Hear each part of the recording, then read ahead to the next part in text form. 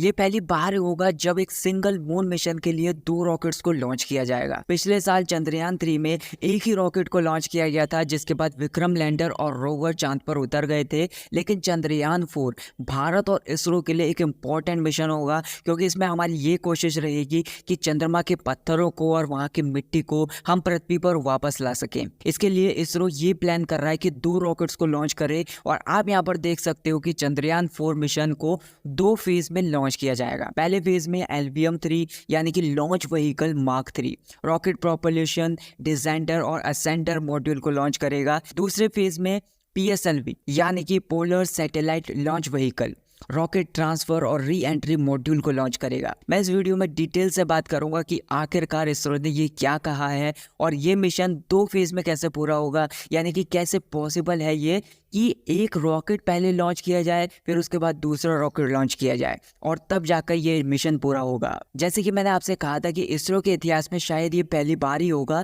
जब भारत एक ही मिशन के लिए दो रॉकेट्स को लॉन्च करेगा, और वो हमारा चौथा चंद्र मिशन होगा। आपको याद होगा कि चंद्रयान 1 सफल हो गया था, चंद्रयान 2 केवल आधा ही सफल हुआ था, क्योंकि हम लैंडिंग करने के अपने लक्ष्य को पूरा नहीं कर पाए थे। लेकिन चंद्रयान 3 को पूरी दुनिया ने देखा और इसने बहुत सारे रिकॉर्ड्स भी तोड़े थे। अब चंद्रयान 4 का जो मकसद है वो ये है कि चंद्रमा की सतह से जो भी पत्थर है वहाँ के और वहाँ की मिट्टी है उसको पृथ्वी पर वापस लाया जाए, जो कि इसरो के अब तक के मिशंस में से सबसे चैलेंजिंग ये वाला मिशन होगा। इसके लिए इसरो ने अभी अनाउंसमेंट ये की है कि वो अलग अलग दो रॉकेट्स को लॉन्च करेगा। एक है LVM 3 जिसे हैवी लिफ्टर कहा जाता है, और दूसरा है PSLV 3 में मेन रूप से 3 स्टेज में फ्यूल होता है। पहले स्टेज में 2 सॉलिड बूस्टर होते हैं, दूसरी स्टेज में लिक्विड फ्यूल होता है, और तीसरी स्टेज में क्रायोजेनिक फ्यूल से ऑपरेट करता है, जिसमें बहुत ही कम टेम्परेचर पर फ्यूल को स्टोर किया जाता है। इसकी विशेषता यह है कि इसके द्वारा हम भारी और दूर तक ले जाने वाली जो भी सैटेलाइट्स होती हैं उनको हम लॉन्च कर सकते हैं। इसके साथ ही चंद्रयान 4 मिशन के लिए जो PSLV रॉकेट है वो बहुत ही ज़्यादा इंपॉर्टेंट है।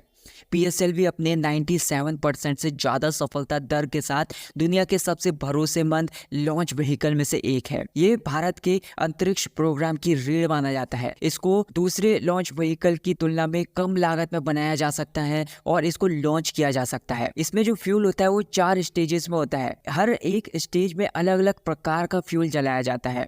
ये स्टेजेस इस क्रम में होती हैं: सॉलिड, लिक्विड। ये स्टेज मिलकर रॉकेट को वायुमंडल से बाहर और अंतरिक्ष की ओर ले जाते हैं। अगर ये मिशन सफल होता है तो हम चंद्रमा की सतह से चट्टानें, वहाँ के जो भी पत्थर हैं उनको और मिट्टी को पृथ्वी पर वापस ला सकते हैं।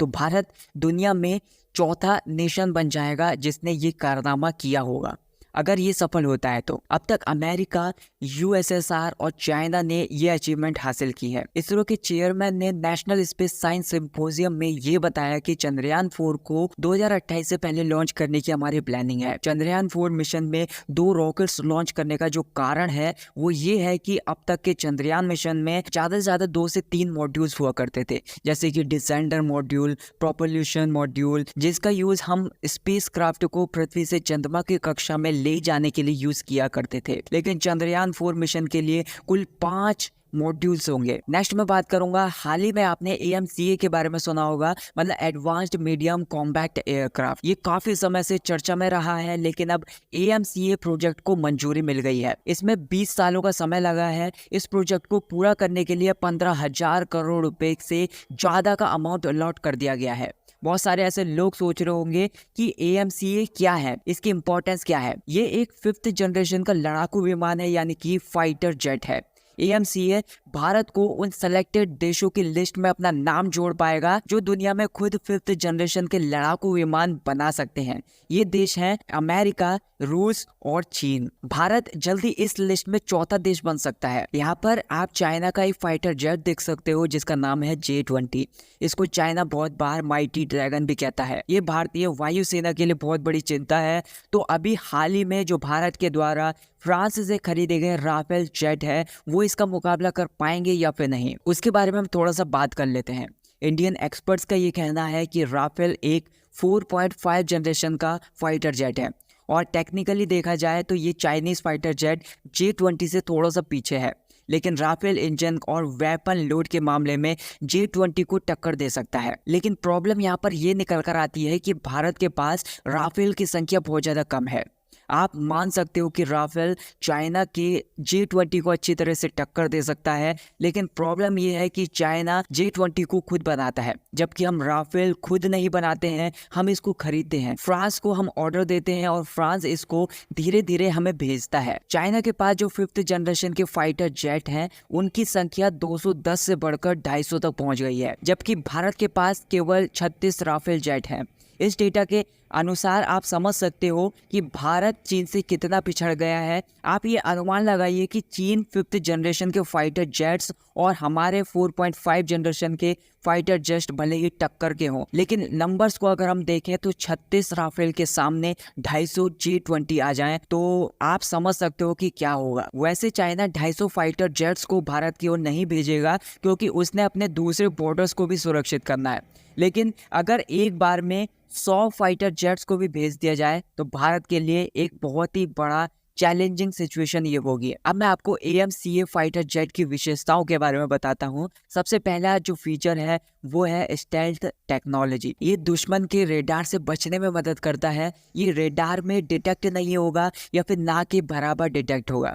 दुश्मन को पता भी नहीं चलेगा कि कब ये फाइटर एयरक्राफ्ट दुश्मन के एयर स्पेस में घुस चुका है। दूसरा फीचर है सुपर क्रूज कैपेबिलिटी। AMCA में सुपर क्रूज कैपेबिलिटी होगी। इसका मतलब ये है कि ये ध्वनि की गति से भी तेज उड़ सकता है। तीसरा फीचर है state of the art weapon system. AMCA में मॉडर्न वेपन सिस्टम होगा, जिसमें हवा से जमीन और हवा से जहाज मिसाइलें शामिल होंगी। अगला फीचर है एडवांस्ड इलेक्ट्रॉनिक्स। AMCA में एडवांस्ड इलेक्ट्रॉनिक्स होंगे, जिनमें हाई परफॉर्मेंस सेंसर और कम्युनिकेशन सिस्टम शामिल होंगे।